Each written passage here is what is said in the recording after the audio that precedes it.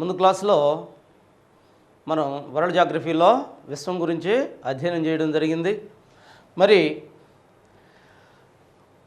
తర్వాత రెండో చాప్టర్గా చూసినట్టయితే అక్షాంశాలు రేఖాంశాలు భూమి మీద గీయబడ్డ ఊహారేఖలు ఇవి.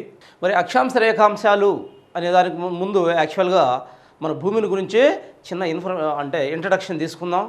ఫస్ట్ ఈ చాప్టర్లో చిన్న ఇంట్రడక్షన్లో ఏంటంటే ఎర్త్ అంటే భూమి.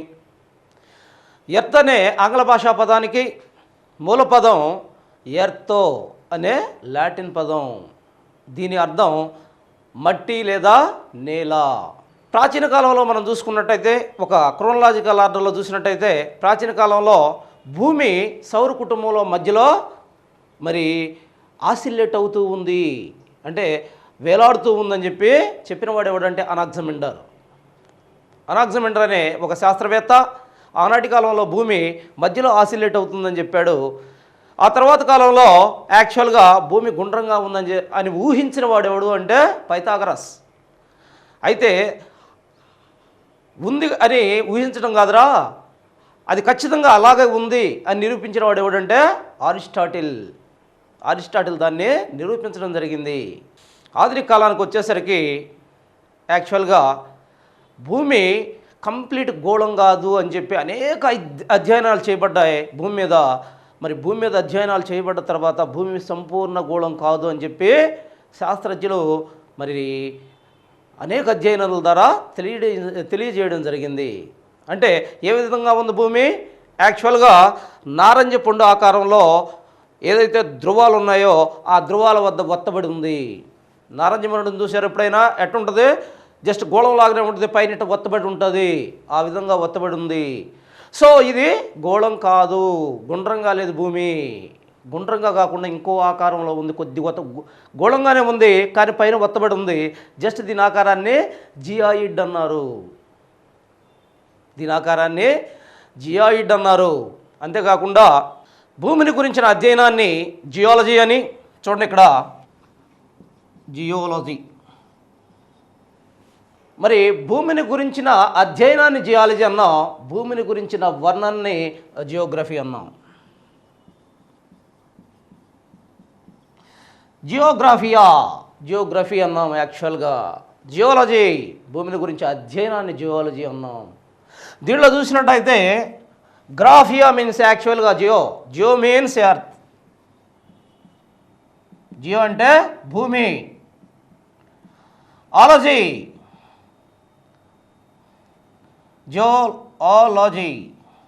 మీన్స్ స్టడీ మీన్స్ అధ్యయనము. భూమి యొక్క అధ్యయనాన్ని మనం ఏమంటున్నాం? జియాలజీ అంటున్నాం. మరి graphia, what is meant by graphia అంటే రేఖాంశాల సహాయంతో అధ్యయనం చేయడాన్నే గ్రాఫియా అంటాం. మరి ఇక్కడ మనం చూసినట్టయితే జియాలజీ అండ్ జియోగ్రఫీ రెండు వేరే టర్మ్స్. యాక్చువల్గా భూగోళ శాస్త్రం అనే పదం యాక్చువల్గా అనే పదాన్ని వాడినవాడు కానీ మరి భూమి చుట్టుకొలతని మొట్టమొదటిగా గణించిన వాడు కానీ ఎవరు అంటే ఆనాటి కాలంలో గ్రీకు శాస్త్రవేత్త అయిన ఎవరు? ఎరటోస్తనీస్. జాగ్రత్తగా ఉండాలి ఇక్కడ, చూడండి ఇక్కడ ఎరటోస్తనీస్. ఇందాక మనం ఏం చెప్పుకున్నాం? ఎనాక్సిమిండర్. ఏమన్నాడు వీడు? ఊగుతుంది అన్నాడు. రెండు పైథాగరస్.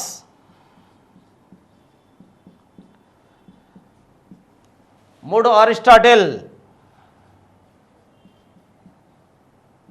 వీళ్ళ గురించి చెప్పాను. యాక్చువల్గా వీడు భూమి సౌర కుటుంబంలో ఊగుతుందన్నాడు పైథాగరస్, గుండ్రంగా ఉందన్నాడు అరిస్టాటిల్, దాన్ని నిరూపించాడు. సో ఆ తర్వాత మనం చూసినట్టయితే భూగోళ శాస్త్రం అనే పదాన్ని వాడినవాడే యాక్చువల్గా భూమి చుట్టుకొలతను ఫస్ట్ లెక్కించిన వాడు ఎవరు అంటే ఎరటోస్తనీస్, గ్రీక్ శాస్త్రవేత్త ఎరటోస్తనీస్.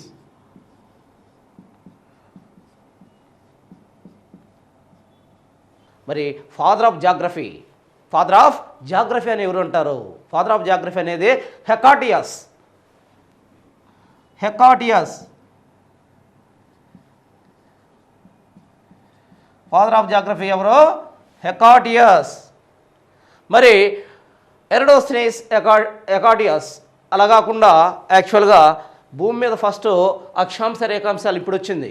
ఒక క్రోనలాజికల్ ఆర్డర్ చెప్పేటప్పుడు దానికి సంబంధించింది ఇక్కడ తగిలింది మనకి. ఫస్ట్ టైం భూమి మీద అక్షాంశ రేఖాంశాలని గుర్తించిన వ్యక్తి ఎవరు అంటే ఎవరో? హిప్పార్కస్.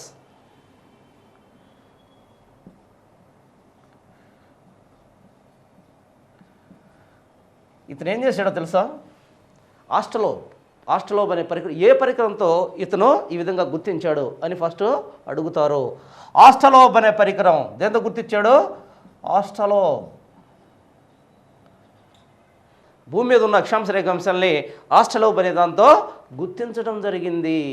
సో వీళ్ళ ముగ్గురు చాలా ఇంపార్టెంట్. ఎరడోస్తనీస్ దేం చేశాడు? హెకాటియస్ ఎవడు అసలు వీడు? Father of geography. And Hipparchus అసలు ఏంది ఇతుంది? ఫస్ట్ టైం యాక్చువల్గా అక్షాంశ రేఖాంశాలను గుర్తించాడు. మరి అతని పేరు, అతను ఏ పరికరంతో ఉపయోగించి గుర్తించాడో? దిస్ ఇస్ కాల్డ్ ఆస్ట్రలోబ్ ఉపయోగించి గుర్తించడం జరిగింది. తర్వాత మనం చూసినట్టయితే ఇక్కడ అక్షాంశ రేఖాంశాల్లో చూసినట్టయితే ఏదైతే హిప్పార్కస్ తన ఆస్ట్రలోబ్ అనే పరికరం ద్వారా గుర్తించడం జరిగిందో వాటిని తర్వాత కాలంలో వచ్చిన తర్వాత సైంటిస్టులు చాలా గొప్పగా దాన్ని డెవలప్ చేయడం జరిగింది, ఈ అక్షాంశ రేఖాంశాలను భూమి మీద. మరి ఎందుకు చేశారు సైంటిస్టులు? ఒక ఆర్డర్ ప్రకారం చెప్తున్నాను, ఒక కథలాగా ఈజీ గుర్తుంచుకోండి. ఎందుకు చేశారు అక్షాంశ రేఖాంశాలు అందరూ చెప్తారో, మరి అక్షాంశ రేఖాంశాలను లీడ్ చేశాడు యాక్చువల్గా హిప్పార్కస్ చేసిన అక్షాంశ రేఖాంశాలని తర్వాత వచ్చిన సైంటిస్టులు అభివృద్ధి చేశారు. ఎందుకు చేశారు? అనేక రకాల అవసరాల కోసం, ఏదైతే భూమి మీద అనేక రకాలైన లాభాల కోసం, ఉపయోగాల కోసం వీటిని నిర్మించడం జరిగింది. అనేక రకాలైన మరి ఏ అయితే ఉన్నాయో వాటి లాభాలు ఆశించి, యాక్చువల్గా ఉపయోగాలు ఆశించి సైంటిస్టులు వీటిని డెవలప్ చేయడం జరిగింది భూమి మీద. యాక్చువల్గా భూగోళం గీశారు, దాని మీద గీతలు గీశారు, అవన్నీ ఊహారేఖలే. మరి ఈ ఊహారేఖల్ని యాక్చువల్గా అక్షాంశ రేఖాంశాలు అనే ఊహారేఖలు, మరి ఈ ఊహారేఖలు గీయటానికి కావాల్సిన కారణం ఏంటి, అసలు ఎలా గీశారు వీటిని అని మనం కానీ ఆలోచించినట్టయితే ముఖ్యంగా సైంటిస్టులు 3 ప్రయోజనాలను దృష్టిలో పెట్టుకున్నారు. జాగ్రత్తగా వినండి. 1, 2, 3 ఏంటి అవి? ఫస్ట్ యాక్చువల్గా అక్షాంశాలు యాక్చువల్గా ఎటు నుంచి ఎడిగిస్తారో? పశ్చిమం నుంచి తూర్పుకి, లేదా తూర్పు నుంచి పశ్చిమానికి గీస్తారు. ఈ విధంగా గీయబడతాయి యాక్చువల్గా మరి అక్షాంశాలు. లాటిట్యూడ్స్, ఇంగ్లీష్లో లాటిట్యూడ్స్ అంటారు. యాక్చువల్గా ఇవి గీసేటప్పుడు ఇవి దేనికి ఉపయోగపడతాయంటే ప్రపంచంలో ఏ ప్రాంతంలోనైనా సరే ఉండే శీతోష్ణ స్థితి పరిస్థితుల్ని వీటిని గీయడం ద్వారా వీటి ద్వారా తెలుసుకోవచ్చు. ప్రపంచంలో నువ్వు ఎక్కడైనా సరే పలానా శీతోష్ణ స్థితి అంటే అది ఏ అక్షాంశం మీద ఉంది, పలానా అక్షాంశం మీద ఉంది, సో దాని శీతోష్ణ స్థితి ఇది ఈజీగా చెప్పేయచ్చు. దానికోసం సెకండ్ బట్ వన్ రేఖాంశం, ఉత్తర దక్షిణ ధ్రువాల్ని యాక్చువల్గా కప్చర్ చేస్తూ టచ్ చేస్తూ గీయబడిన ఊహారేఖ. మరి వీటిని ఎందుకు ఉపయోగించారంటే మరి వీటిని యాక్చువల్గా ఆ ప్రాంతంలో ఎంత టైం ఉంది, ఏ టైం ఉంది అని తెలుసుకోవాలి. ప్రపంచంలో పలాని కంట్రీ లేదా పలాని సిటీ మరి ఆ ప్రాంతంలో ఇప్పుడు ఏ టైం ఉంది అని తెలుసుకోవాలంటే ఖచ్చితంగా పలానా రేఖ, ఏ రేఖాంశం మీద నుంచి చెప్పు నువ్వు అంటే పలానా రేఖాంశం అంటే ఈజీగా చెప్పేయచ్చు అక్కడ ఎంత టైం ఉందనేది. భారతదేశంలో ఇప్పుడు 10 గంటలు లేదా 11 గంటలు, మరి అమెరికాలో పలానా రేఖాంశం మీద ఉన్న మరి న్యూయార్క్ మీద ఎంత టైం అంటే ఈజీగా ఇక్కడ కూర్చొని చెప్పచ్చు. అక్కడ ఉన్న రేఖాంశాన్ని చూసి దాన్ని గణించి ఈజీగా చెప్పచ్చు, జస్ట్ సెకండ్లో చెప్పేస్తారు. దానికోసం మరి యాక్చువల్గా రేఖాంశాలు ఉపయోగపడతాయి. మరి అంతేకాకుండా వీటిని ఈ విధంగా గీస్తారు, ఇక్కడ ఏర్పడిన దిస్ ఇస్ ద గ్రిడ్. దేనికి ఉపయోగపడుతుంది ఇది? ఏదైతే ప్రపంచంలో ఉన్న ఏ దేశం కానీ, రాష్ట్రం కానీ, సిటీ కానీ, మరి ఒక చిన్న ప్రాంతం కానీ, ఏ ప్రాంతమైన లొకేషన్ ఈజీగా మనం కనుక్కోవచ్చు ఈ రెండింటిని ఉపయోగించి. సో దానికోసమే అక్షాంశ రేఖాంశాలని ఏర్పాటు చేయడం జరిగింది ప్రపంచంలో. యాక్చువల్గా ప్రపంచంలో మోర్ దెన్ 200 కంట్రీస్ ఉన్నాయి. మరి ఈ కంట్రీస్ అన్నీ కూడా ఎక్కడున్నాయి, వాటి లొకేషన్ ఏంది, వాటి క్లైమేట్ ఏంది, వాటి యొక్క పరిస్థితులు ఏంటి, ఎక్కడెక్కడ రకరకాల నదులు ఉన్నాయి, ఎక్కడ సరస్సులు ఉన్నాయి, ఎక్కడ సముద్రాలు ఉన్నాయి, మరి సముద్రాలు ఎంత దూరంలో ఉన్నాయి, మనకి ఏ ప్రాంతాల్లో ఉన్నాయి, దీనికి కావాల్సిన మొత్తం కూడా సమాచారం కంపల్సరీగా అక్షాంశ రేఖాంశాల మీదే ఆధారపడి ఉంటుంది వీటి లొకేషన్ మీదే. అందుకే యాక్చువల్గా వీటిని గుర్తించడం జరిగింది. చిన్న ఉదాహరణ, యాక్చువల్గా మనకందరికీ తెలిసింది ఆర్సి రెడ్డి. మరి యాక్చువల్గా మనం ఏం చెప్తాం, పలానా ఇక్కడ ఏది అంటే యాక్చువల్గా మెజారిటీ ఆఫ్ స్టూడెంట్స్ పలానా కొత్తది ఏదన్నా పెట్టామనుకోండి, స్టడీ సర్కిల్, పలానా స్టడీ సర్కిల్ ఎక్కడంటే ఏం చెప్తాం, ఆర్సి రెడ్డికి పలానా దగ్గర, ఆర్సి రెడ్డికి తూర్పున పలానా దగ్గర. సో అది సెంటర్ పాయింట్. అది ఆ విధంగానే ఈ అక్షాంశ రేఖాంశాలు గుర్తించి ఒక అక్షాంశం నుంచి పలానా దగ్గర ఎక్కడ ఉంది అవి తెలుసుకోవడానికి ఇది చేశారు. సింపుల్ మెథడ్లో చెప్పాను. యాక్చువల్గా this is not the right way. Okay, ఇక్కడ మనం చూసినట్టయితే ఫస్ట్ అక్షాంశము, యాక్చువల్గా అక్షాంశం చూడండి. యాక్చువల్గా ఇది భూమి కాదా, భూమిది. దీనిలో ఇది ఉత్తర ధ్రువం, ఇదే దక్షిణ ధ్రువం. ఉత్తర ధ్రువం, దక్షిణ ధ్రువం. యాక్చువల్గా ఇది భూమధ్య రేఖ. అంతవరకు ఉండండి, జస్ట్ వెయిట్. దీన్ని లాటిట్యూడ్స్ అంటారు. మరి లాటిట్యూడ్స్ అనేది యాక్చువల్గా ఇక్కడి నుంచి జాగ్రత్తగా వినండి, ఇది వరల్డ్ జాగ్రఫీ. ఎందుకంటే ఇండియన్ జాగ్రఫీలో మీరు పిడియటమే, చేతనైనంత వరకు పిడేసుకోవటమే, ఏమన్నా కాన్సెప్ట్ నుండి చదువుకోవటమే. ఇదంతా కాన్సెప్ట్ బేస్. అర్థం కాదు, అర్థమైతే ఈజీగా వచ్చేస్తుంది, అర్థం కాకపోతే ఏం చేయలేదు. ఇంట్లో జాగ్రత్తగా ఉండాలి ఇక్కడ. సో ఇక్కడ మనం చూసినట్టయితే ఇది భూమి. ఈ భూమి మీద మామూలుగా మనం చూసినట్టయితే ఫస్ట్ లాటిట్యూడ్స్ అంటున్నాం. లాటిట్యూడ్ అనే ఆంగ్ల భాషా పదానికి మూల పదం యాక్చువల్గా లాటిట్యూడో అనే లాటిన్ పదం. మరి దీనికి అర్థం వెడల్పు, దీనికి అర్థం వెడల్పు. దీనిలో మనం చూసినట్టయితే లాటిట్యూడ్స్ యాక్చువల్గా చూసినట్టయితే ఇవి లాటిట్యూడ్స్ అనేవి ఏంటి, యాక్చువల్గా భూమి మీద ఉత్తరం ఏది తూర్పు నుంచి పశ్చిమానికి, తూర్పు నుంచి పశ్చిమానికి గీయబడ్డ ఊహారేఖలు. భూగోళం మీద తూర్పు నుంచి పశ్చిమానికి గీయబడ్డ ఊహారేఖలు. ఇవన్నీ కూడా ఊహారేఖలే. నిజంగా భూమి మీద గీస్తున్నారా? లేదు, జస్ట్ ఊహారేఖలు అంతే. ఈ రకంగా యాక్చువల్గా గీయబడ్డ ఊహారేఖలు ఇవి. వీటి కానీ మనం చూసినట్టయితే వీటిల్లో యాక్చువల్గా మరి ఈ ఊహారేఖల్ని మనం ఎందుకు ఉపయోగించామని చెప్పాం. దీంట్లో ఫస్ట్ ఊహారేఖ, మెయిన్ ఊహారేఖ ఏదంటే భూమధ్య రేఖ. ఫస్ట్ ఊహారేఖ భూమధ్య రేఖ. దీన్ని 0 degrees అన్నాం. భూమధ్య రేఖ అని ఎందుకన్నాం దీన్ని? భూమికి మధ్య గుండా గీయబడ్డ రేఖ. కరెక్ట్గా ఉత్తర దక్షిణాలను తీసుకున్నాడు. ఈ ఉత్తర దక్షిణాలను తీసుకొని జాగ్రత్తగా వినండి. ఇది మీకు క్లాసుల్లో ఈ డీటెయిల్ డిస్కషన్ ఉండదు. యాక్చువల్గా మీకు పుస్తకాల్లో జాగ్రత్తగా వినండి ఎట్ట గీశారు అసలు దీన్ని. ఏదైతే ఉత్తర దక్షిణాలు ఇది నార్త్ 90 degrees, ఇది 90 degrees సౌత్. దీంట్లో మనం చూసినట్టయితే వీటి రెండింటిని తీసుకున్నారు. వీటి రెండింటిని మధ్యలో పాయింట్స్ని కరెక్ట్గా సెంటర్ పాయింట్స్ గుర్తుపెట్టుకొని పాయింట్స్ కలిపి యాక్చువల్గా దీన్ని గుర్తించడం జరిగింది. ఏమంటారు దీన్ని? 0 degree భూమధ్య రేఖ, ఫస్ట్ రేఖ. భూమి మధ్యగా గీయబడింది కాబట్టి దీన్ని భూమధ్య రేఖ అంటాము. ఇది ఒక పెద్ద వలయం. ఇలా ఈ రకంగా వస్తుంది. ఆ వెనక నుంచి కూడా గీయబడింది. భూమి గుండ్రంగా ఉంటుంది కదా, భూమికి చుట్టూరు మధ్యలో ఇట్ట వలయంగా గీయబడి ఉంటుంది. మరి ఈ సెంటర్లో గీయబడింది కాబట్టి ఇదే అన్నిటికన్నా పెద్ద వలయం. యాక్చువల్గా అక్షాంశాలంటే వలయాలు, రౌండ్లు ఎలా ఉంటాయి ఇవి? యాక్చువల్గా మళ్ళీ అటు నుంచి కూడా ఇటు వచ్చి ఇట్టుంటాయి. ఒక బాల్ని తీసుకుంటే చుట్టూరు మనం గీస్తే ఎలా ఉంటాయి అలాగుంటాయి. అర్థమవుతుందా చెప్పేది? ఇప్పుడు దీన్ని తీసుకుంటే దీని చుట్టూరు ఒక గీతను ఎట్టయితే గీస్తామో రౌండ్ని, దాన్ని ఏమంటారు? మరి ఆ విధంగానే ఒక బాల్ను తీసుకుంటే బాల్ మధ్యలో బల్జ్గా ఉంటుంది. అంతేనా? బాల్ని పైన కింద కన్నా కూడా మధ్యలో కొంచెం లావుగా ఉంటుంది, ఉబ్బెత్తుగా. దాని చుట్టూరు గీత గీస్తే దట్ ఈస్ కాల్డ్ భూమధ్య రేఖ. మరి భూమధ్య రేఖ అన్నిటికన్నా పెద్దగా ఉంటుందా చిన్నగా ఉంటుందా? అన్నిటికన్నా పెద్దగా ఉంటుంది ఈ వృత్తం.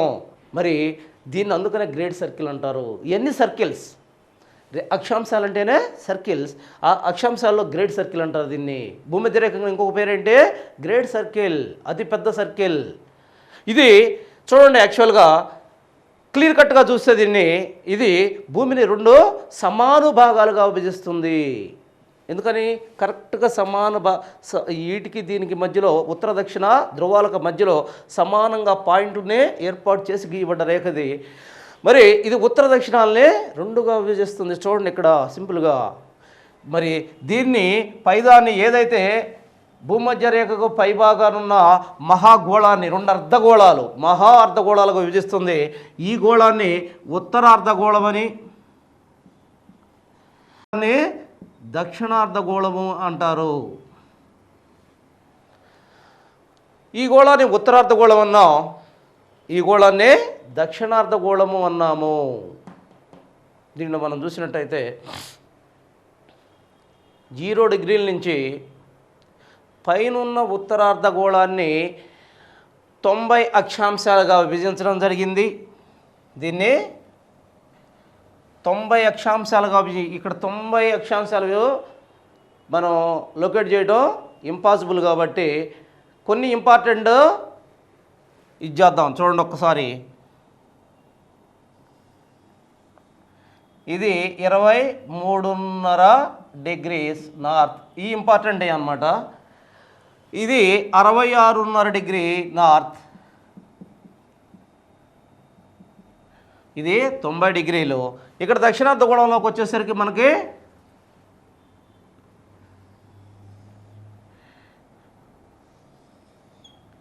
23.5 డిగ్రీ సౌత్, 66.5 డిగ్రీ సౌత్. ఇది 90 డిగ్రీ నార్త్, ఇది 90 డిగ్రీ సౌత్. వీటిలో మనం చూసినట్టయితే యాక్చువల్గా 0 డిగ్రీ నుంచి 1 డిగ్రీ అంతరంతో, అంటే 1 డిగ్రీ అంతరంతో 1, 2, 3, 4, 5, 6, 7, 8, 9, 10 అట అంతరంతో 90 డిగ్రీలుగా ఇచ్చేసారు. అంటే యాక్చువల్గా సన్నటి గీతలు గీయబడతా ఉన్నాయి. 90 గీతలు జస్ట్ 1 డిగ్రీ అంతరంతో గీయబడ్డాయి. దీన్ని చూడండి, ఇక్కడ 0 డిగ్రీ నుంచి ఇక్కడి నుంచి ఇక్కడ దాకా, అంటే నార్థన్ హెమిస్ఫియర్, మొత్తం నార్థన్ హెమిస్ఫియర్ని 90 అక్షాంశాలుగా విభజించడం జరిగింది.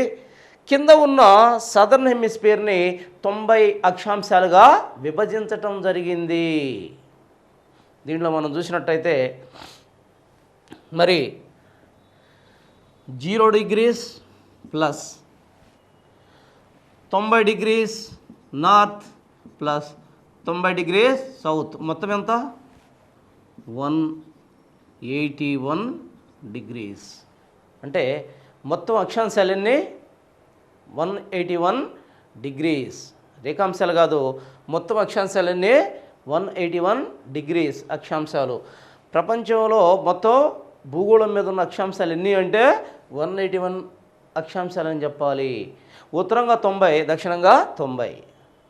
సో ఇక్కడి నుంచి మనం చూసినట్టయితే దీనికన్నా మనం ఇంపార్టెంట్ చూసినట్టయితే దీంట్లో ఇంపార్టెంట్ యాక్చువల్గా ముఖ్యమైన అక్షాంశాలు ఏంటి, వాటిని ఏమంటారు అని కానీ మనం చూసినట్టయితే ఇక్కడ చూడండి, 0 డిగ్రీ అక్షాంశాన్ని భూమధ్యరేఖ అన్నాం.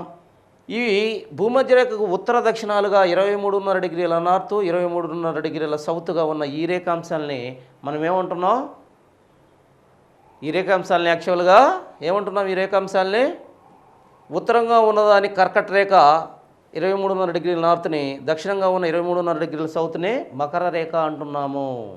Trophic of cancer, tropic of capricorn, ఈ రెండింటి పేరు యాక్చువల్గా. ఇది చాలా ఇంపార్టెంట్. ఆ తర్వాత 66.5 డిగ్రీల నార్త్ని మనం ఏమంటున్నాం? Arctic circle. Arctic circle. 66.5 డిగ్రీల సౌత్నే అంటార్కిటికా సర్కిల్ అని అంటున్నాం. అంటార్కిటికా సర్కిల్ అంటున్నాం. ఇక్కడ 90 డిగ్రీల నార్త్ని ఉత్తర ధ్రువం, 90 డిగ్రీల సౌత్ని దక్షిణ ధ్రువంగా పేర్కొంటున్నాము. దక్షిణ ధ్రువంగా పేర్కొంటున్నాము.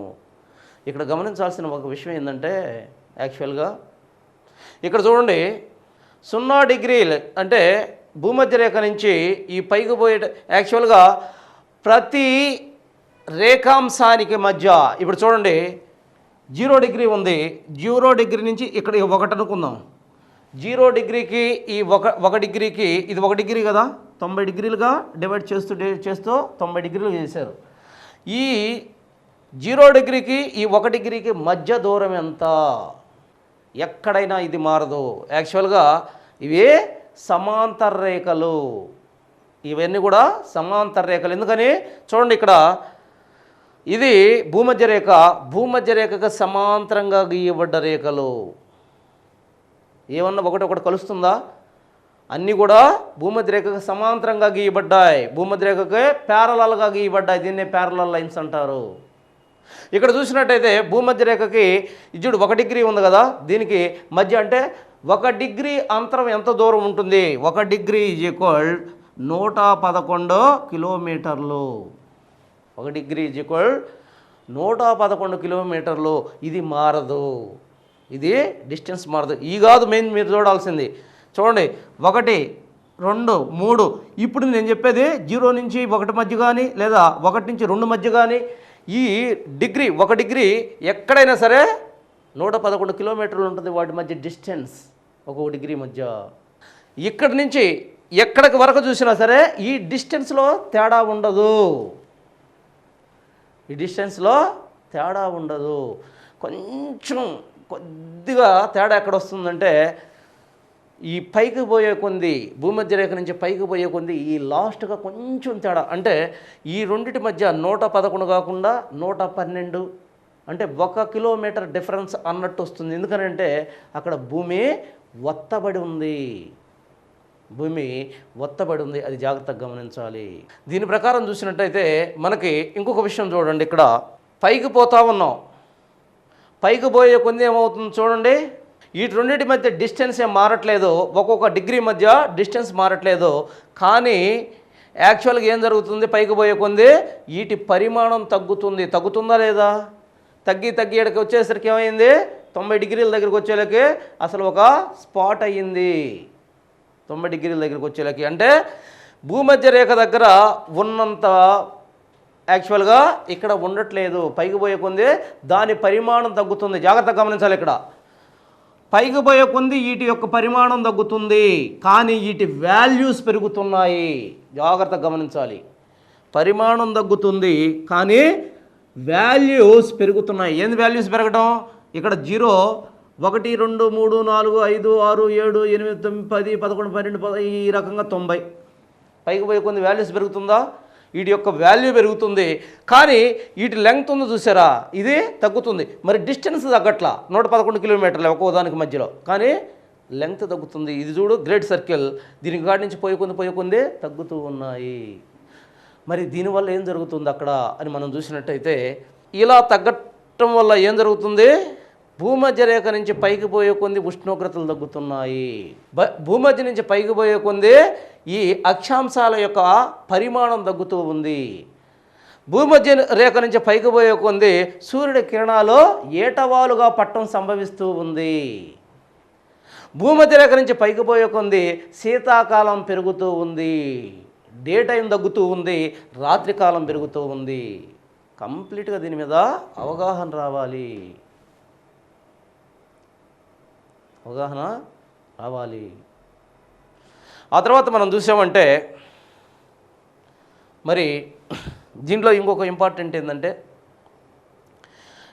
వీటిని యాక్చువల్గా ఏ అయితే అక్షాంశ రేఖాంశాలు ఉన్నాయో వీటి ఆధారంగా ప్రపంచం మొత్తాన్ని 3 శీతోష్ణ స్థితి మండలాలు ఇందాకే చెప్పుకున్నాం.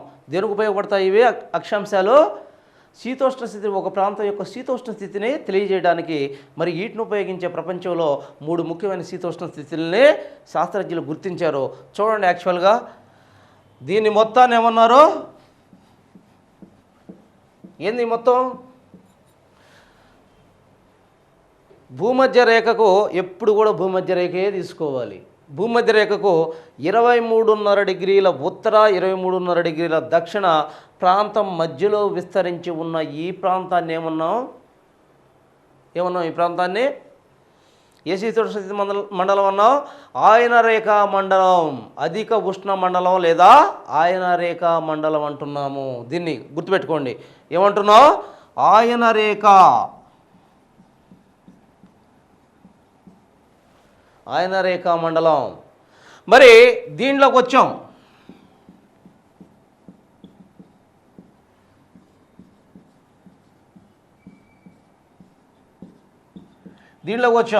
మరి ఏంటిది ఇది? భూమధ్య రేఖకు అటు 66.5 డిగ్రీలు ఉత్తరంగా, ఇటు 66.5 డిగ్రీల వరకు ఉన్న, మరి ఇక్కడ 23.5 డిగ్రీ దక్షిణంగా 23.5 డిగ్రీల నుంచి 66.5 డిగ్రీలు భూమధ్య రేఖకు ఉత్తరంగా 23.5 డిగ్రీల నుంచి 66.5 డిగ్రీల మధ్య విస్తరించిన ఈ మండలాన్ని సమశీతోష్ణ మండలంగా మనం పేర్కొంటున్నాం.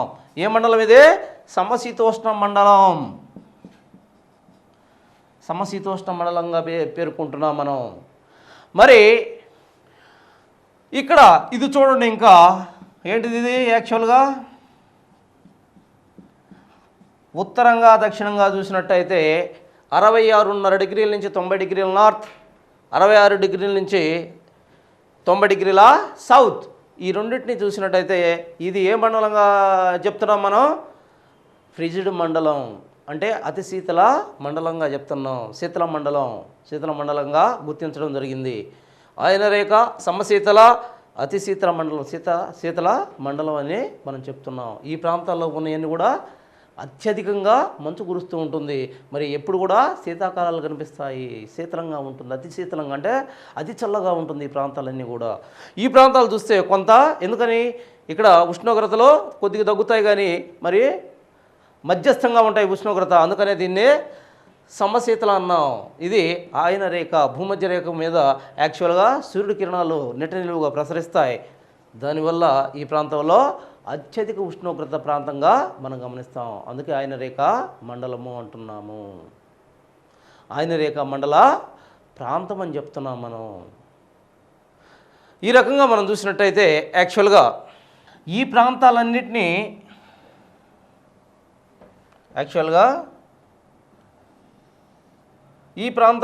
మనం చూసినట్టయితే మరి ఈ ప్రాంతాల్లో మనకేం కనిపిస్తుంది?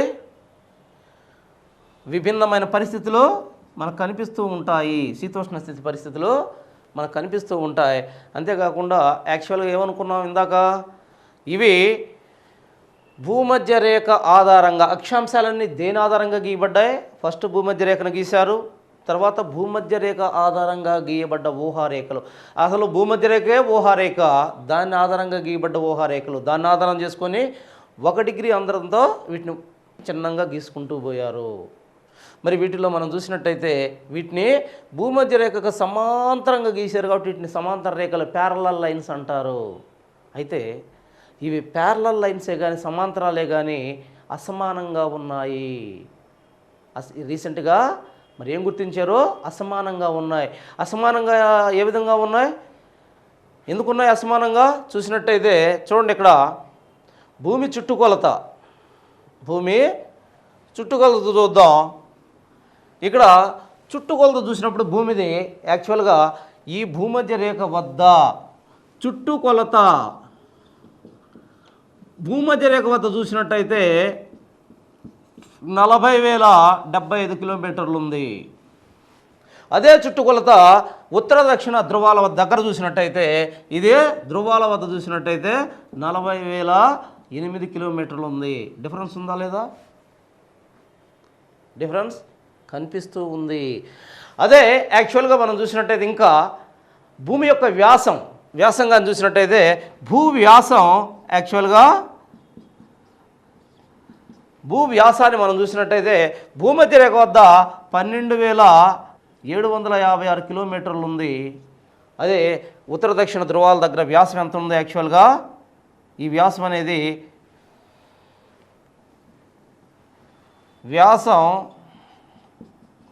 భూమధ్య రేఖ వద్ద ఎంత ఉంది? ఇదిగో ఈ విధంగా ఉంది. ఇది యాక్చువల్గా ధ్రువాల వద్ద అయితే ఏ విధంగా ఉంది? 12,714 కిలోమీటర్లు. మరి ఎందుకు ఉంది ఈ డిఫరెన్స్? ఈ డిఫరెన్స్ ఉండడానికి కారణం ఏంటంటే యాక్చువల్గా దీన్ని బట్టే అనేది యాక్చువల్గా జియాయిడ్, ఇది సంపూర్ణ గోళం కాదు అనేది శాస్త్రజ్ఞులు తేల్చిన విషయం దీన్ని. మరి దీనిలో మనం చూసినట్టయితే దీంట్లో ఇంకా యాక్చువల్గా దీన్ని ఆధారం చేసుకొని మనం ఇంకా ఏం చెప్పొచ్చు, యాక్చువల్గా ఒక చిన్న లెక్క వేద్దాం దీంట్లో. మనం ఇందాక ఏం చెప్పుకున్నాం, ప్రతిదాని మధ్య ఉన్న యాక్చువల్గా 2 డిగ్రీస్ మధ్య ఉన్న గ్యాప్ ఎంత అన్నాం, అంటే 111 కిలోమీటర్లు అని చెప్పాం కదా. మరి ఈ 111 కిలోమీటర్లు ఏ విధంగా ఉన్నాయనేది యాక్చువల్గా చూద్దాం. దీనిలో మనం చూసినట్టయితే చిన్న లెక్క ఇక్కడ చూడండి. ఏ అనే వ్యక్తి ఒకే అక్షాంశం మీద ఉన్నాడు, ఒకే రేఖాంశం మీద ఉన్నాడు, కానీ డిఫరెంట్ అక్షాంశాల మధ్య ఉన్నాడు. ఏ అనే వ్యక్తి యాక్చువల్గా ఇక్కడ 37 డిగ్రీల దగ్గర ఉన్నాడు, 37 డిగ్రీల దగ్గర ఉన్నాడు. అదే డిగ్రీల దగ్గర ఉన్నాడు. అదే బి అనే వ్యక్తి, ఏ అనే వ్యక్తి, ఇది బి అనే వ్యక్తి ఇక్కడ 40 డిగ్రీల దగ్గర ఉన్నాడు. సింపుల్ లెక్కలు ఇవన్నీ. ఇవి అడిగితే జాగ్రత్తగా ఉండాలి మీరు.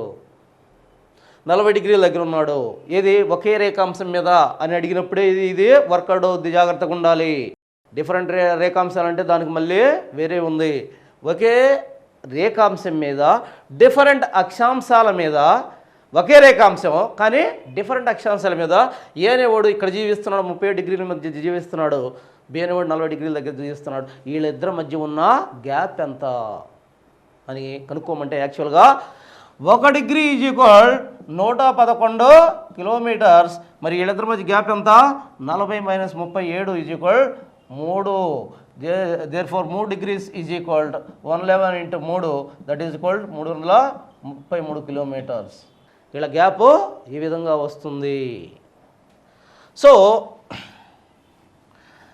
దీని ప్రకారం మనం యాక్చువల్గా ఎక్కడ ఒకే అక్షాంశం మీద ఉన్న ఎక్కడున్న వ్యక్తులు కానీ, ఎక్కడున్న పట్టణాలు కానీ, ఎక్కడున్న ప్లేసెస్ కానీ ఏదైనా సరే మనం కనుక్కోవటానికి అవకాశం ఉంది ఈ అక్షాంశాల పరంగా. సో ఇది యాక్చువల్గా అక్షాంశానికి ఉన్న ఇంపార్టెన్స్, మొత్తంలో అక్షాంశానికి ఉన్న ఇంపార్టెన్స్ ఇది. ఆ తర్వాత మనం యాక్చువల్గా ఇప్పటి వరకు మనం అక్షాంశాలు చూసాం. మరి రేఖాంశాలు ఏంటి, రేఖాంశం అంటే ఏంటి? అక్షాంశాల్లో మనం ముఖ్యమైన అక్షాంశాలు చూసాం, అవి గుర్తుపెట్టుకోవాలి ఖచ్చితంగా. ఆ తర్వాత రేఖాంశాలు చూస్తున్నాం. రేఖాంశాల్లో ఇంపార్టెంట్ రేఖాంశాలు ఏంటి అని మనం చూసినట్టయితే ఈ రేఖాంశాలు అనేవి యాక్చువల్గా వీటిని మధ్యాహ్న రేఖలు అంటారు, ప్రైమ్ మెరిడియన్స్ అంటారు, కాలమాన రేఖలు అంటారు, అనేక రకాలుగా చెప్పడం జరుగుతుంది రేఖాంశాలు. రేఖాంశాలను ఇంగ్లీష్లో లాంగిట్యూడ్స్ అంటారు. లాంగిట్యూడ్ అనే ఆంగ్ల భాషా పదానికి మూల పదం లాంగిట్యూడ్ అనే లాటిన్ పదం. దీనికి అర్థం పొడవు, దీనికి అర్థం పొడవు.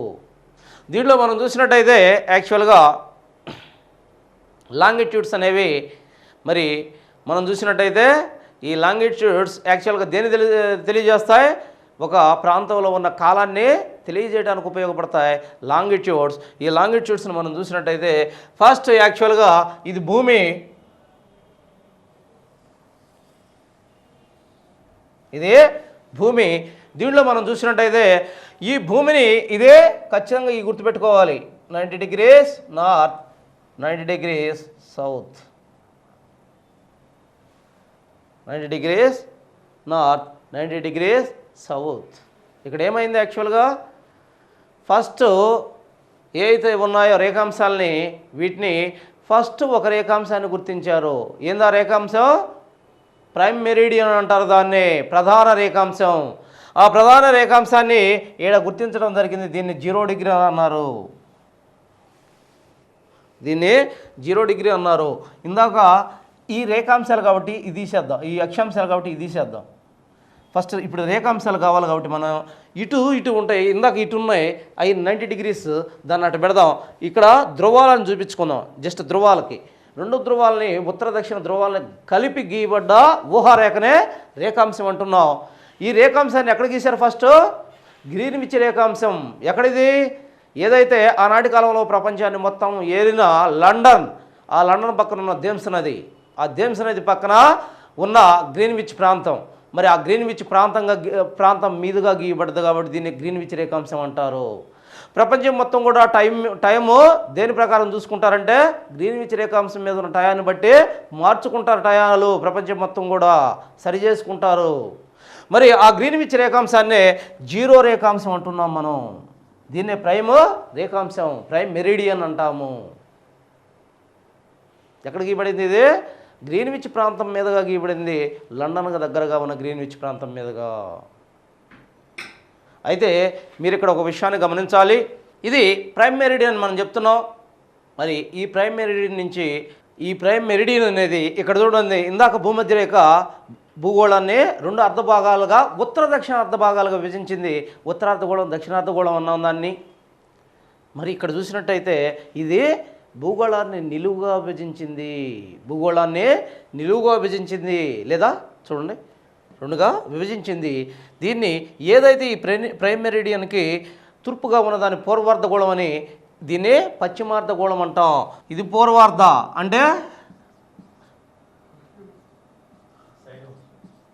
ఇది పశ్చిమార్ధ. ఈ 2 యాక్చువల్గా గోళాలు 2 పెద్ద గోళాలుగా విభజించడం జరిగింది. ఏదైతే ప్రైమ్ మెరిడియన్కి తూర్పుగా ఉన్నదాన్ని తూర్పార్ధగోళం లేదా పూర్వార్ధగోళం, దీన్ని పశ్చిమంగా ఉన్నదాన్ని పశ్చిమార్ధగోళం అంటున్నాము. పశ్చిమంగా ఉన్నదాన్ని పశ్చిమార్ధగోళం అంటున్నాము. ఆ తర్వాత ఏమైంది? మరలా దీన్ని ఇందాక ఏ విధంగానైతే భూమధ్య రేఖ నుంచి 0 డిగ్రీ అంతరంతో మరి 90 డిగ్రీలుగా దీన్ని ఇచ్చేసారో, అదేవిధంగా దీన్ని ఏ విధంగా చేశారో ఇక్కడ కూడా 0 డిగ్రీ అంతరంతో యాక్చువల్గా వీటిని ఇక్కడి నుంచి 0 నుంచి ఇటుపక్క మొత్తం అంటే ఈ బాల్ను కానీ మనం సమంగా 2గా పగలగొడితే అంటే కట్ చేస్తే ఇది హాఫ్ సర్కిల్, అది హాఫ్ సర్కిల్గా ఉంటుంది కదా. మరి ఈ హాఫ్ సర్కిల్ని, ఇది హాఫ్ సర్కిల్ అనుకుందాం, ఈ హాఫ్ సర్కిల్ని 180 గీతలు గీసారు ఇక్కడ ఈ విధంగా.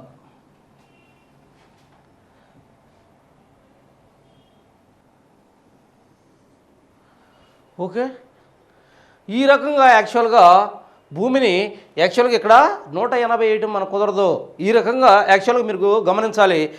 0 to 0 0 0 0 లెక్కన దీన్ని ఈ ప్రైమ్ మెరిడియన్ ఒక్కదాన్ని గమనించండి. ప్రైమ్ మెరిడియన్ గట్టిగా, ఇది ప్రైమ్ మెరిడియన్.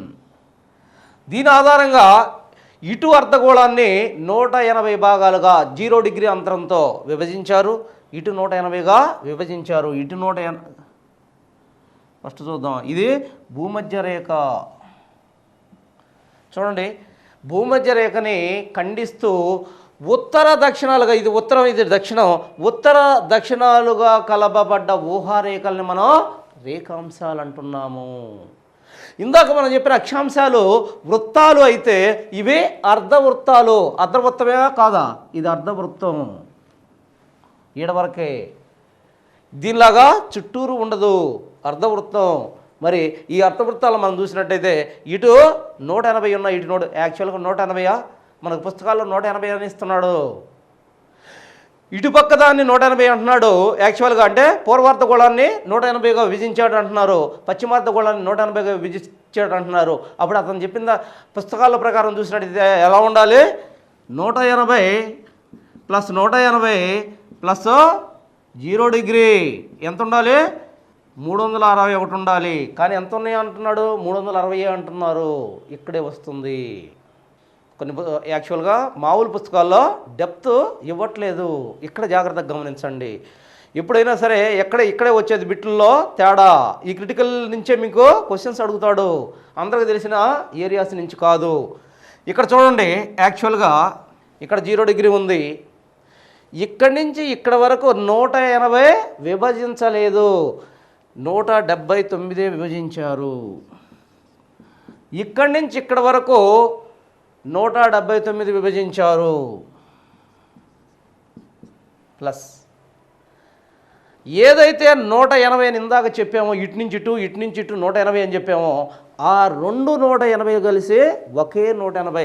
ఇది ఎట్టా 0 ఇక్కడ ఉందో, వెనక వైపున ఇది గోళం కదా, వెనక వైపున యాక్చువల్గా ఇటు నుంచి 1 2 3 4 వరుసగా తీసుకుంటే వెనక్కపోయేలకే ఇక్కడికి వచ్చేలకే 180, ఇటు నుంచి ఇటు వచ్చేలకి ఇక్కడ 180, ఆ 180 కలిసి ఒకటే. జీరో ఇటు ఎట్టుందో ఇటు వైపున వెనక వైపున 180 రేఖాంశం అదే విధంగా ఉంటుంది.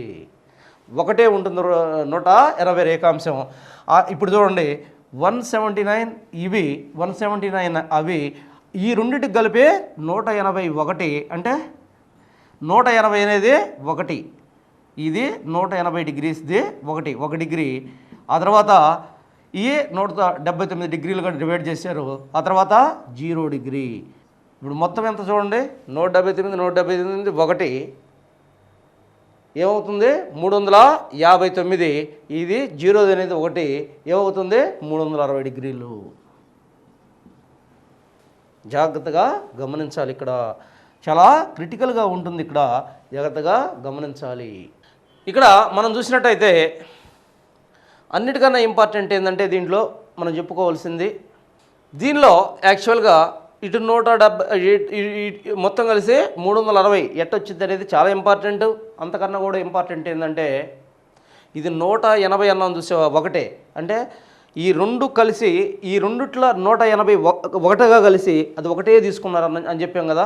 రెండు వచ్చేసి అట్లా కలిసిపోయినాయి.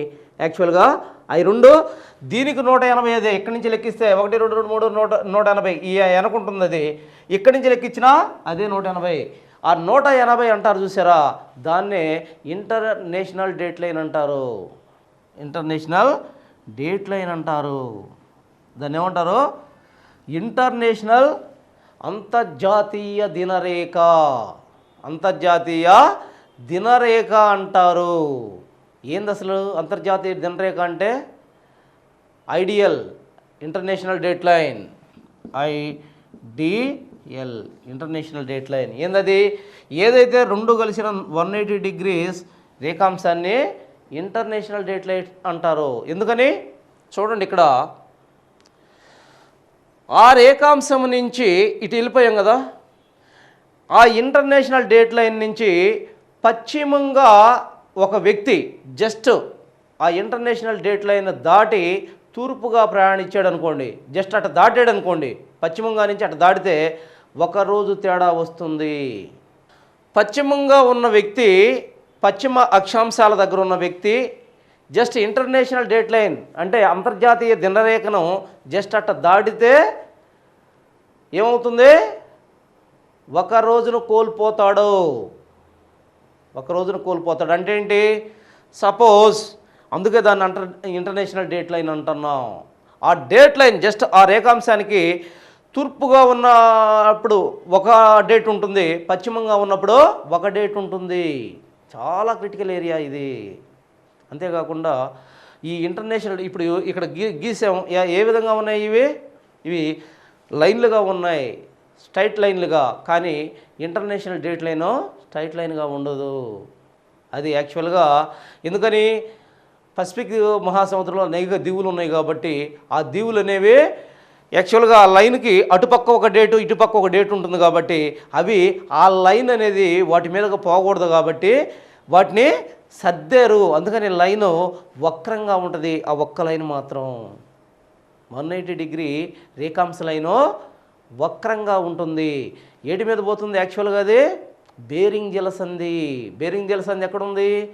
ఏదైతే అమెరికా రష్యాల మధ్య ఉందో బేరింగ్ జలసంధి, ఆ బేరింగ్ జలసంధి మీదుగా ఎలూషియన్ ఐలాండ్స్ ఏటేటి మీదకి పోతే బేరింగ్ జలసంధి ఒకటి, 2 ఎలూషియన్ ఐలాండ్స్, తర్వాత Fiji islands, Kiribati islands, Tonga islands, వీటి మీదుగా పోతూ ఉంటుంది. వరల్డ్ మ్యాప్లో చూస్తే మీకు క్లియర్ కట్గా అర్థమవుద్ది ఏది ఊరి మీద పోతుందో. ఖచ్చితంగా మ్యాప్ చూడాలి మీరు. పోతుంది అంటే అర్థం ఏంటంటే, సపోజ్ ఇంటర్నేషనల్ డేట్ లైన్లో ఉన్న ఇంపార్టెన్స్ ఏంటంటే, సపోజ్ ఇప్పుడు పశ్చిమంగా ఉన్నావు, ఇక్కడ పశ్చిమంగా 7 ఉన్నప్పుడు పశ్చిమ అక్షాంశాలు ఇవి తూర్పు అక్షాంశాలు.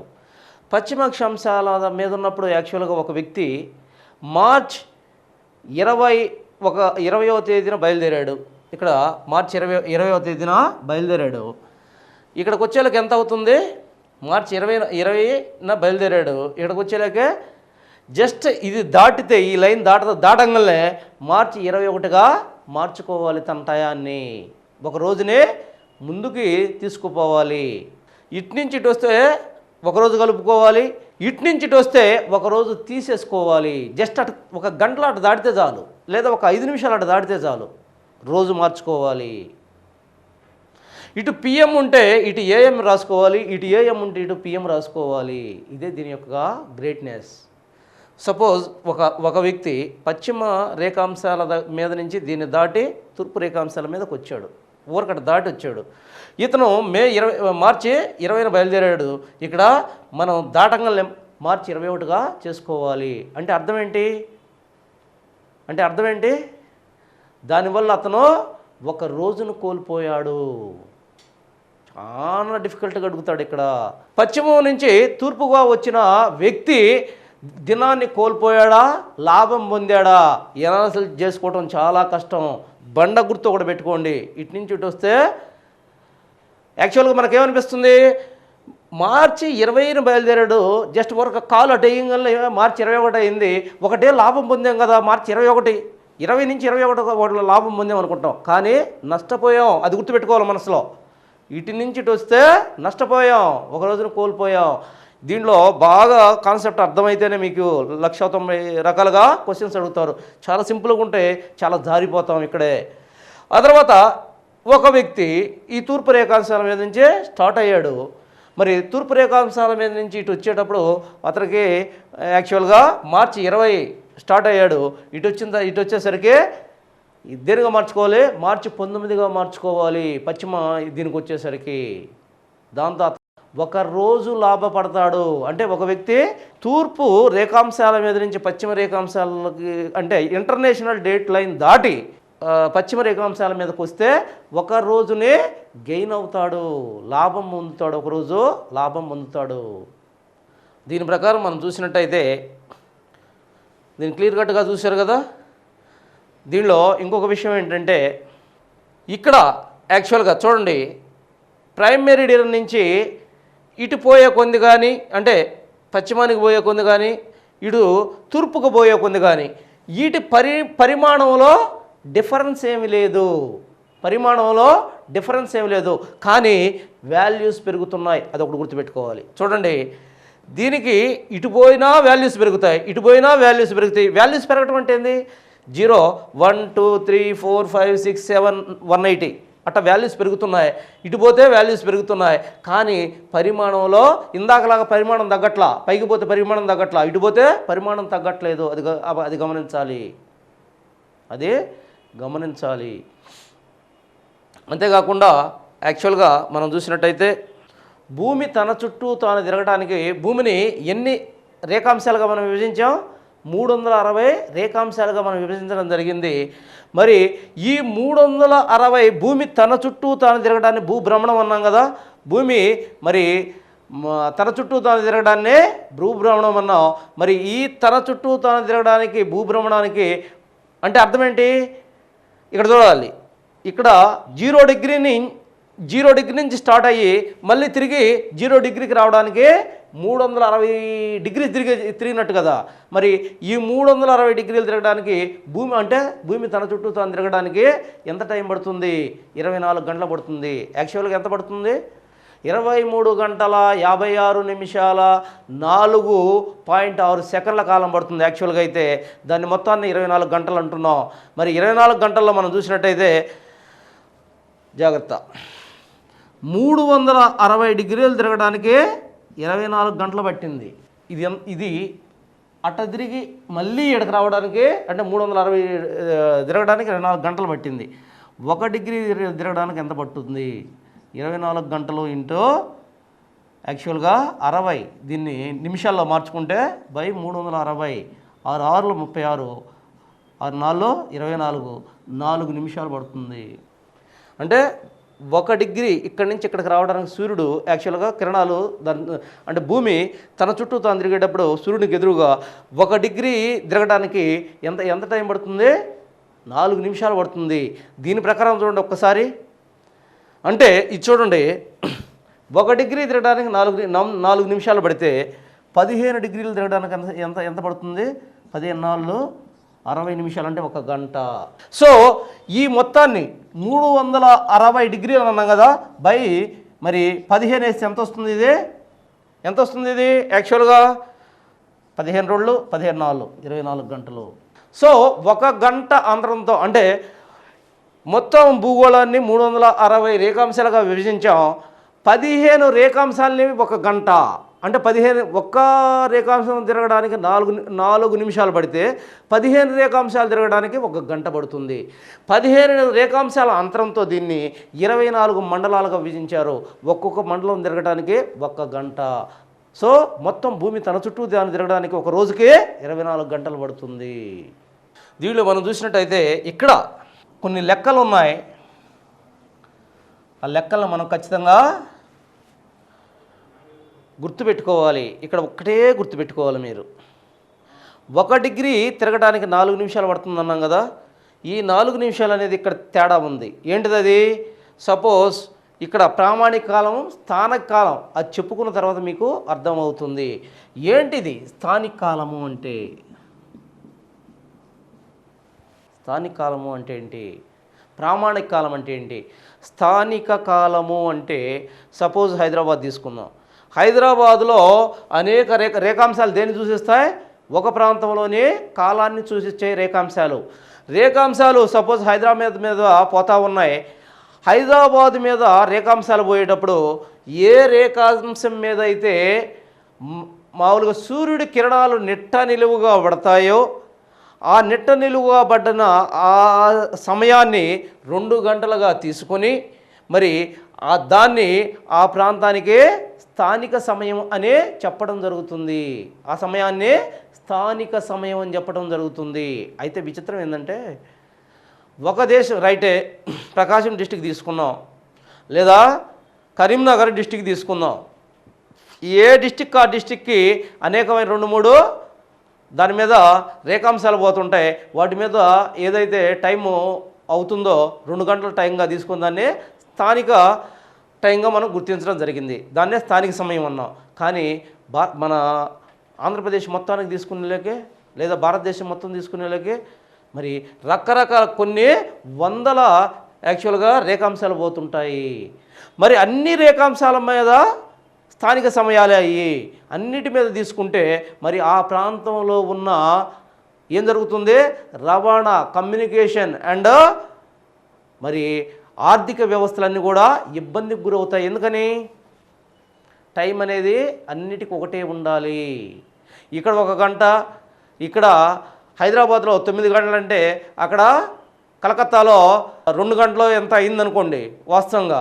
ఆ రకంగా టైం డిఫరెన్స్ వచ్చిందంటే కమ్యూనికేషను దెబ్బతింటుంది. ఎందుకని? అంతా ఆన్లైన్లో ఇప్పుడు ఎంత టైం ఉందో ఆడంత టైం అనేది చూసించాలి. ఒకే టైంని తీసుకోవాలి దేశానికి. అది ఇక్కడ ఇబ్బంది అవుతుంది. దేనికి దానికి స్థానిక సమయాన్ని తీసుకుంటే, స్థానిక సమయం అంటే చెప్పాను కదా, ఒక ప్రాంతంలో సూర్యకిరణాలు ఏదైతే రేఖాంశం మీద నిటనిలువుగా పడతాయో దాన్ని ఆ ప్రాంతంలో 2 గంటల సమయంగా తీసుకొని లెక్కించే సమయాన్ని స్థానిక సమయం అంటాం. అట్లా స్థానిక సమయాలు తీసుకుంటే అనేక రేఖాంశాలు ఉంటాయి ఒక ప్రాంతంలో, అన్నిటినీ తీసుకోవాల్సి వస్తుంది. అన్నిటిని తీసుకుంటే కన్ఫ్యూజు. అందుకని ఏం జరిగిందంటే 1884లో యాక్చువల్గా ఎక్కడ మరి కలకత్తాలో న్యూయార్క్లో 1884లో ఒక ఖగోళ సదస్సు జరిగింది. మరి ఆ ఖగోళ సదస్సులో ఏం తీసుకున్నారు? ఆ ఖగోళ సదస్సులో ఏం తీసుకున్నారంటే ప్రామాణిక సమయం అనే ఒక కొత్త దానికి నాంది పలికింది. ఒక కొత్త నిర్వచనానికి నాంది పలికింది. అక్కడ ఎక్కడ నాంది పలికింది? 1884లో న్యూయార్క్ సదస్సులో ఒక కొత్త వినూత్నమైన విధానానికి నాంది తెరదీశారు. దాన్నే ఏమన్నారో ప్రామాణిక సమయం అంటున్నాము. మరి ఈ ప్రామాణిక సమయం అంటే ఏంటి అని మనం చూసినట్టయితే మనం ఇందాక చెప్పుకున్నాం. యాక్చువల్గా భారతదేశం తీసుకున్నాం. భారతదేశం మీద అనేక అది యాక్చువల్గా రేఖాంశాలు గీయబడి ఉన్నాయి. ఆ రేఖాంశాల మీద ప్రతి రేఖాంశం మీద ఏ టైం అయితే తీసుకుంటుందో దాన్ని స్థానిక సమయం అంటున్నాం. మరి ఈ స్థానిక సమయాలన్నిటి నుంచి ఒక స్థానిక సమయాన్ని తీసుకున్నారు. ఎట తీసుకున్నారు జాగ్రత్తగా గమనించండి. ఇక్కడ సపోజ్ ఇది భారతదేశం. ఈ భారతదేశం మీద అనేక రేఖాంశాలు పోతా ఉన్నాయి. వీటిల్లో మధ్య రేఖాంశాన్ని తీసుకున్నారు. వీటన్నిటిని వదిలేశారు. మధ్య రేఖాంశాన్ని తీసుకొని దాన్ని ప్రామాణిక రేఖాంశం అని గుర్తించారు. ఈ ప్రామాణిక రేఖాంశం మీద సూర్యకిరణాలు నిట్ట నిలువుగా పడ్డప్పుడు దాన్ని 2 గంటల సమయంగా తీసుకొని లెక్కించి దాన్ని భారతదేశం మొత్తానికి సపోజ్ నేను ఉదాహరణ చెప్తున్నా, ఆ విధంగానే దేశాలన్నిటి కూడా అనువర్తించారు. ఆ విధంగా యాక్చువల్గా ఏ దేశానికి ఆ దేశం మరి దాన్ని తీసుకొని తక్కిన వాళ్ళందరూ కూడా తమ టైమ్స్ని దాన్ని చూసి సరి చేసుకుంటారు. దాన్నే ప్రామాణిక రేఖాంశం అంటాం, ప్రామాణిక సమయం అంటున్నాము. మరి భారతదేశంలో ప్రామాణిక సమయం ఏంటి, ప్రపంచంలో ప్రామాణిక సమయం ఏంటి, ఏ దేశానికి ఆ దేశం ప్రామాణిక సమయాలు ఉన్నాయి. ప్రపంచం మొత్తంలో చూసినట్టయితే యాక్చువల్గా మనం చూద్దాం. ప్రపంచం మొత్తంలో చూసినట్టయితే ప్రామాణిక సమయాలు 24 ఉన్నాయి.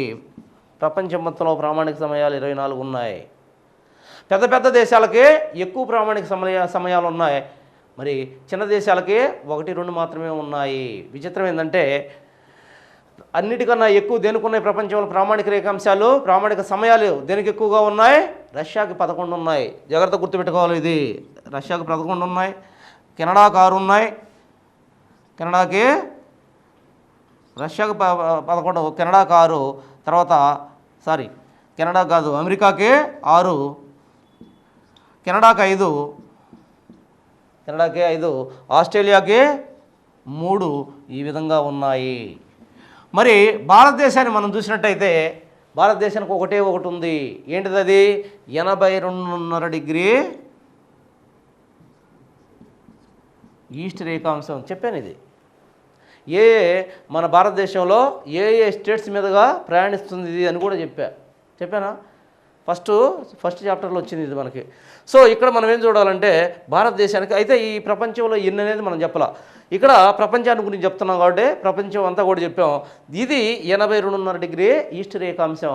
మరి ఈ 82.5 డిగ్రీ ఈస్ట్ రేఖాంశం మనం చూసినట్టయితే ఇది భారతదేశానికి సంబంధించింది. ఇక్కడ బాగా జాగ్రత్తగా గమనించండి. మరి ప్రపంచం ఏ దేశానికి ఆ దేశానికి మన ప్రామాణిక రేఖాంశాలు అంటే ప్రామాణిక కాలాలు ఉన్నాయి. మరి ప్రపంచం మొత్తానికి కూడా ఒక ప్రామాణిక కాలం ఉండాలి. దేశాలకు ఉంచుకున్నాం బాగానే ఉంది, ప్రపంచం మొత్తానికి కూడా ఒక కాలం ఉండాలి. దాన్ని ప్రపంచ దేశాలు మరి ప్రపంచం దగ్గరకు వచ్చినప్పుడు ప్రపంచ దేశాలన్నీ కూడా దాన్ని ఆమోదించాలనే ఉద్దేశంతో దేన్ని తీసుకున్నారు? దాన్ని ప్రామాణిక రేఖాంశంగా గ్రీన్విచ్ రేఖాంశాన్ని ప్రామాణిక రేఖాంశంగా తీసుకున్నారు. ప్రపంచానికి ప్రామాణిక రేఖాంశంగా గ్రీన్విచ్ రేఖాంశాన్ని తీసుకున్నారు. భారతదేశానికి 82.5 డిగ్రీల ఈస్ట్ రేఖాంశాన్ని తీసుకున్నారు. ఇక్కడ చూడండి, ఇది ప్రామాణిక రేఖాంశం, ఇది 0 డిగ్రీ రేఖాంశం. మరి భారతదేశానికి నార్త్ ఇక్కడ అంటే ఈస్ట్లో 82.5 డిగ్రీల ఇక్కడ రేఖాంశం ఇక్కడ ఉంటుంది భారతదేశానికి. ఇక్కడున్న రేఖాంశం భారతదేశం రేఖాంశం. మరి ఆ రేఖాంశాన్ని మనం చూసినట్టయితే యాక్చువల్గా మరి దీనికి మధ్య టైం గ్యాప్ ఎంత? 5.5 డిగ్రీల టైం గ్యాప్ ఉంటుంది. చాలాసార్లు చదువుకున్నాం, చాలాసార్లు ఇచ్చాడు ఈ బిట్టు. ప్రపంచ ప్రామాణిక సమయానికి ఎక్కడ తీసుకున్నారు? ప్రపంచ ప్రామాణిక సమయం గ్రీన్విచ్ రేఖాంశం మీద ఉన్న సమయాన్ని తీసుకున్నారు. మరి ఈ సమయానికి భారతదేశం యొక్క సమయానికి డిఫరెన్స్. భారతదేశ ప్రామాణిక సమయం ఎంత? 82.5 డిగ్రీ ఈస్ట్ రేఖాంశం మీద ఉన్న సమయం. దీనికి మధ్య తేడా ఎంత ఉంది సమయం? అది ఇది అంటే 5.5 గంటలు ఉంది. ఏ విధంగా చూద్దాం. ఇక్కడ చూడండి, యాక్చువల్గా 1 డిగ్రీ ఇటు నుంచి అటు పోవడానికి 1 డిగ్రీ. యాక్చువల్గా వాస్తవంగా అయితే ఈ రెండింటి మధ్య ఉన్న గ్యాప్ 121 కిలోమీటర్లు. ఇందాక ఈ గ్యాప్ 111 కిలోమీటర్లు అన్నాం. ఈ రెండింటి మధ్య ఉన్న గ్యాప్ ఇక్కడ వరకు 121 కిలోమీటర్లు. కానీ ఇటు పోయే కొన్ని గ్యాప్ ఏమవుతుంది?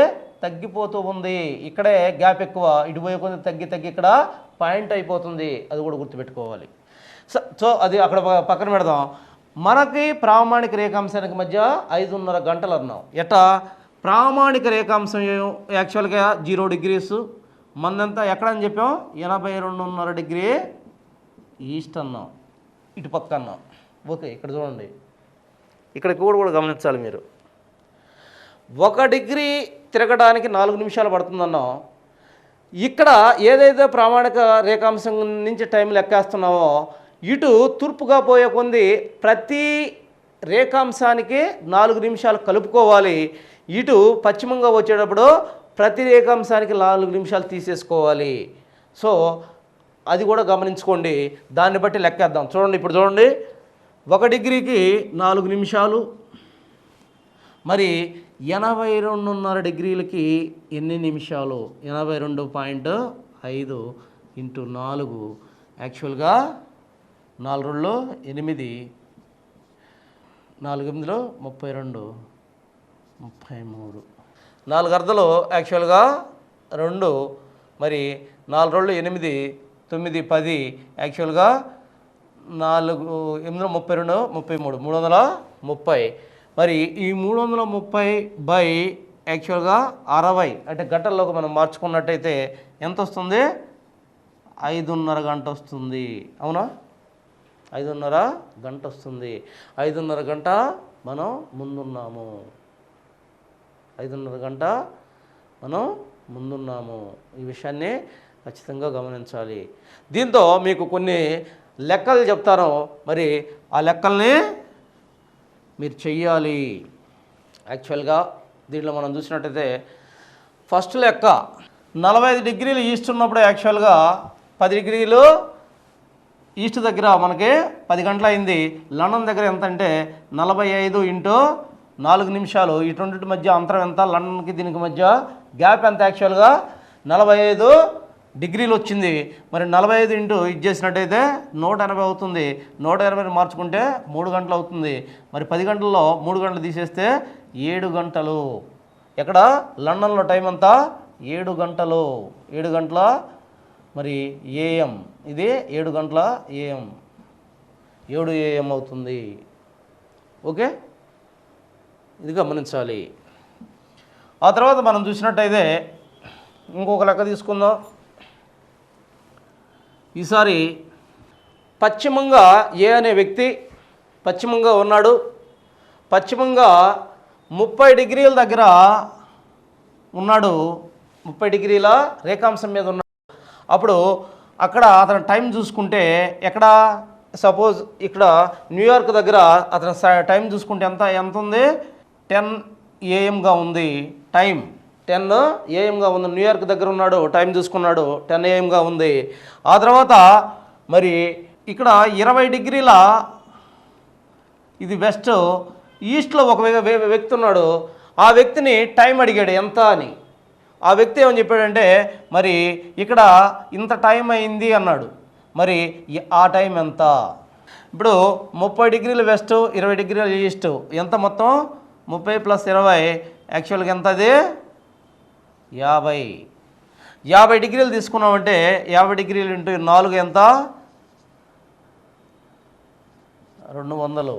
200 యాక్చువల్గా 200 నిమిషాలని మనం 60తో బ్రాగిచ్చామంటే 6 3 18, 6 3 18, 3 30 తీసుకున్నామంటే యాక్చువల్గా ఇక్కడ 10 AM అన్నాం. 10 AMలో నుంచి 3:30 కానీ తీసేసినట్టయితే యాక్చువల్గా ఏమొస్తుంది? 6:30. 6:30 ఏంది ఇది? 6:30 అనేది 20 డిగ్రీల ఈస్ట్ దగ్గర, ఇటు పోయేటప్పుడు మనం కలపాలి, జాగ్రత్తగా ఉండాలి. ఇక్కడ కన్ఫ్యూజ్ అయ్యేది అక్కడే. ఇటు పోయేటప్పుడు యాక్చువల్గా కలపాలి కాబట్టి ఎందుకని బండగా గుర్తుపెట్టుకోండి. టైం లెక్కేసేటప్పుడు ఇటు నుంచి ఇటు లెక్క అయితే కలపాలి, ఇటు నుంచి ఇటు అయితే తీసేయాలి. ఇటు పిఎంగా ఉంటే ఇటు ఏఎం పెట్టుకోవాలి, ఇటు ఏఎంగా ఉంటే ఇటు పిఎం పెట్టుకోవాలి. అవి రెండు గుర్తుపెట్టుకోండి. తర్వాత ఇక్కడ 13.30. 13.30 అంటే యాక్చువల్గా ఏమవుతుంది? అది 1:30 PM. 1:30 PM. 1:30 PM ఉండాలి. ఈ రకంగా అనేక రకాల లెక్కలు మనం చేసుకోవచ్చు. అనేక రకాలుగా ఈ లెక్కలను మనం చేసుకుంటూ ఉండొచ్చు దీని దగ్గర. సో అనేక రకాల దీన్ని ఆధారం చేసుకొని మీరు అనేక రకాలుగా లెక్కలు చేయొచ్చు. అనేక లెక్కలు ఉంటాయి. మరి ఆ లెక్కల మీద క్వశ్చన్స్ వస్తూ ఉన్నాయి. సో ఇది యాక్చువల్గా ప్రామాణిక కాలం చెప్పాం. ఆ తర్వాత స్టాండర్డ్ టైం అంటే స్థానిక సమయం చెప్పాం. అంతేకాకుండా ఇంటర్నేషనల్ డేట్ లైన్ గురించి చెప్పాం. సో ఇదే అక్షాంశ రేఖాంశాల గురించే మనం సమగ్రంగా చర్చించడం జరిగింది ఇక్కడ.